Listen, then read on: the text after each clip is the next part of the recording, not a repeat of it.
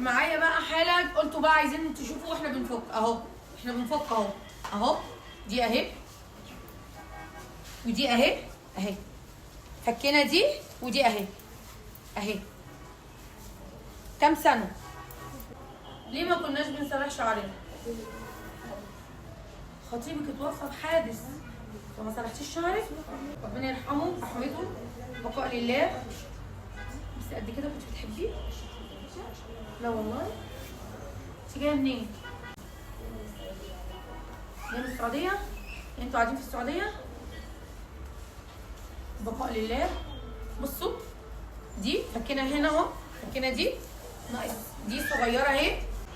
هي دي كانت زي دي. دي كانت زي دي. فكينا اهو ونكمل فك عشان الناس اللي بتقول ايه عايزين نشوف ايه الفك اهو. استنونا بقى هنفك ونرجع لكم. اكتبوا لها في الكومنتات ربنا يصبر قلبها. خلصنا الخشابي اللي كان خطيبها توفى حزنت عليه فما سرحتش شعرها. ربنا يرحمه برحمته. ومبدئيا بس احنا خلصنا اهو شايفين. مبدئيا بس انا غيرت عشان بصور فيديو بتاع رمضان عشان ما حدش يقول لي ان احنا بدلناها وغيرناها وانتوا عارفه انكم هتقولوا كده برضه. تمام.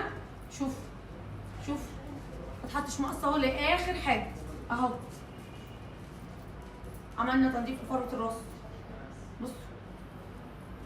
بصوا تمام حبيبتي. ربنا معاكي ويصبر قلبك وربنا يصبر قلبك يا روحي. نستاهل المشوار. انت جايه من السعوديه صح؟